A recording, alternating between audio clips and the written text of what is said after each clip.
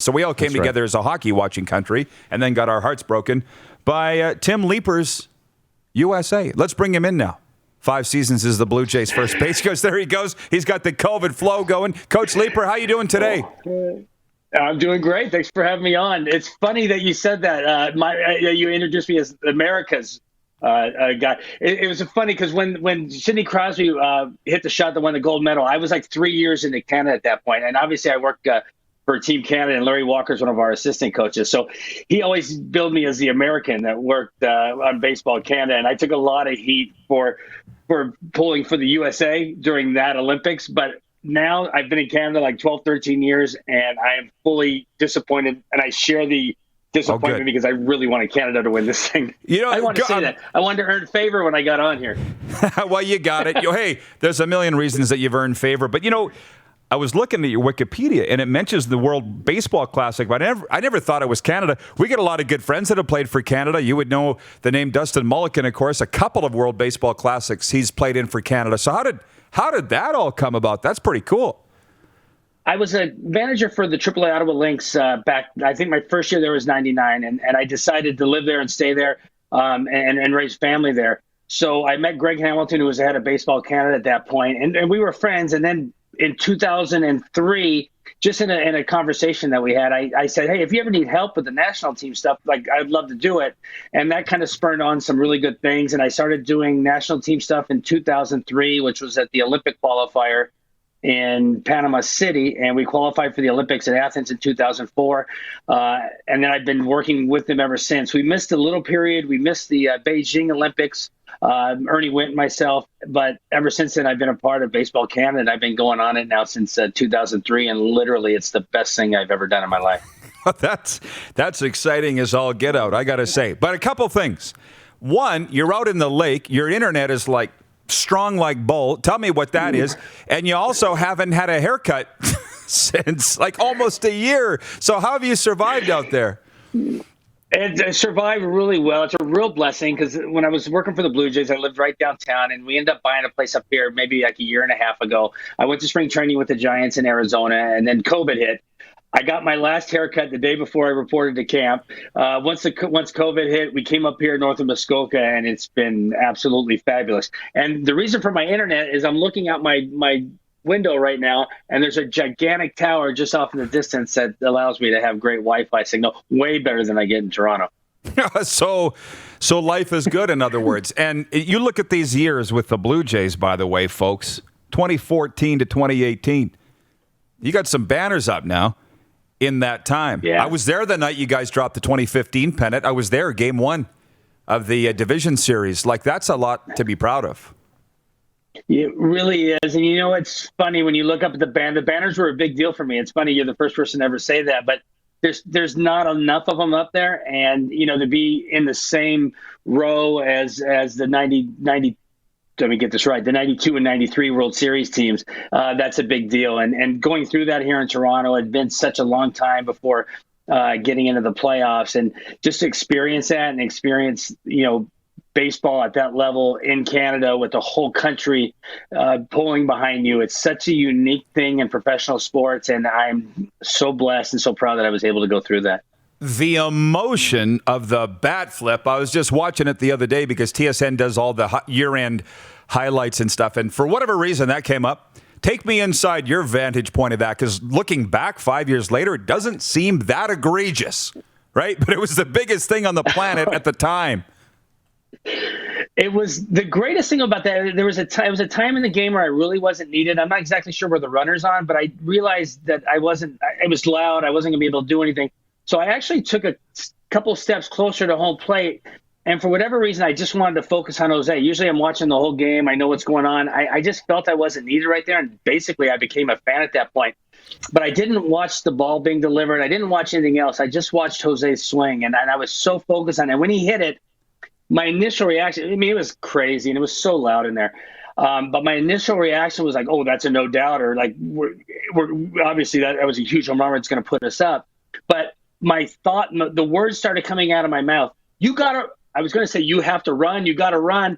But I got you got out of my mouth, and I realized like, this is one of the greatest home runs in probably baseball history, and it's definitely one of the biggest home runs other than Joe Carter's in this building. And then I just thought, man, I'm just going to sit back and enjoy this. And for him to be the guy that hit it, the guy who was here carrying the franchise before we got good, and the guy that had 50 home run seasons, like, it just seemed like it was his place and his time. And I was really happy for him at that moment. Obviously, I was happy for us too. That was a big deal to be able to move on and go to the American League Championship Series. So the viewers are just like, whoa, what? We're talking to the first base coach, folks. You were on the field, Tim. Let's reiterate that, right? You were 45 feet away. Yes. Yeah, I was 45 feet away, probably much to the chagrin of the Rangers coaches who kept accusing me of stealing signs the entire series. Well, hey, obviously you would know Greg Zahn very well. He's a close personal friend of mine, and we see the Astros scandal the same way. I just think they're ahead of the curve. They use technology. It's been the biggest talk in baseball the last 2 years, other than COVID, as you know, or I guess going back to whatever that World Series was, 2018. What's your take on that as a guy that's been right in the middle of the wars and accused of it, obviously? Well, I hate that I missed it. And listen, we know there's a degree of sign stealing that goes on. To that degree, we didn't know. I'm a little bitter about it, or feel a little bit cheated, because, I mean, we played a 4-game series in Houston, 3 or 4 game series down in Houston that year, and we played great. And, you know, they were given every pitch. And if you look at the videos and the trash can banging, it hit a high spot against us. And we had a couple pitchers on our team that got sent to the minors after that, never to pitch in the big leagues again. And that bothers me. And it bothers me. And obviously, we lost our jobs after that year. It wasn't because we lost to the Astros. But at the same time, what if it was close? And what if we were a couple of games out of a playoffs and we got beat because of that? Like, that's just wrong. And then the other side of it was, I don't blame so much the players. I kind of blame the adults in the room for not knowing better, for not doing better. And the fact that they were out there trumpeting themselves as being a modern organization, the fact that so many other teams try to copy everything they did based on statistics and things that were gained, advantages were gained from them illegally, like, that's problematic to me, because there's a lot of, like, even coaches that were in their major leagues or coaches that were in their minor leagues that got poached from other organizations to come over and teach the Astros way because they thought they were doing something so great. And a lot of people have lost jobs because of, like I said, advantages that they gained by banging trash cans. Well, that is a very good explanation of why you feel that way. And correct me if I'm wrong, but to this day, they have not apologized, correct? Yeah, no, probably not. That's irrelevant. I think the biggest thing is, the GM's out of baseball for life, and he tried to make a little comeback a few weeks ago that didn't really go very well. I don't know who his PR guy, but it wasn't very good. And, the guys served their suspension. So you kind of move on and you kind of go from there. But, there was a lot of that stuff that was that again, I'm a big guy being proactive at what you do. And there was enough evidence for this stuff that never happened. And a lot of people dropped the ball in order to get to the spot that it got to. So to place blame completely on them is a little bit, rough for me, because there was a lot of people who are in higher positions that if they just had enough sense to go and stop the problem before it happened, then we wouldn't have this PR nightmare, and they actually might have saved some people. And it's not a good look for the game whatsoever. No. I'm just going to ask you one more. It's from John in Winnipeg, and he simply wants to know, Tim, do you think a new ballpark for the Blue Jays is possible? Go Jays, go. You've heard the rumblings, I'm sure. What did you think when you heard that? It's funny. You thought about it, and then they threw out where the facilities might be, and that makes sense. It would be kind of neat. And then just immediately upon hearing that, you had all the people came on that worked at the building, and then you realize how many loopholes you have to go through to be able to get this thing done. And I don't think it's possible. I think it's a great location. Obviously, the stadium is outdated. I will say this: it's a great place to play. I'm not a guy who's a president or GM. These revenue streams coming in or what out. I'm just saying, as a player standpoint, the coach's standpoint, it's a great place to go to work every day. The location is tremendous. And I like it. So, that's for other people. I like the building. I'm nostalgic about the building, but I do understand they probably need to create more money and more revenue out of there. But I think so much has to happen for that to actually take place. That I was excited for a minute, but then after that, I was like, nah, it's probably never going to happen. Well, yeah, I'm with you. I don't think it's going to happen anytime soon, and it is as nice now as the day it opened. I love it, too. It's iconic. It's the Blue Jays home.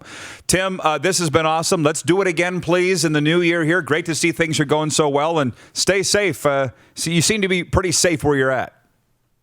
Yeah, we're away from everything. I mean, the numbers in Toronto are tough right now. Obviously, it's tough for everybody everywhere, and I feel really blessed that we're up here. So, same to you guys. I know it's a tough grind. Hopefully, we all get through it, and we get better because of it.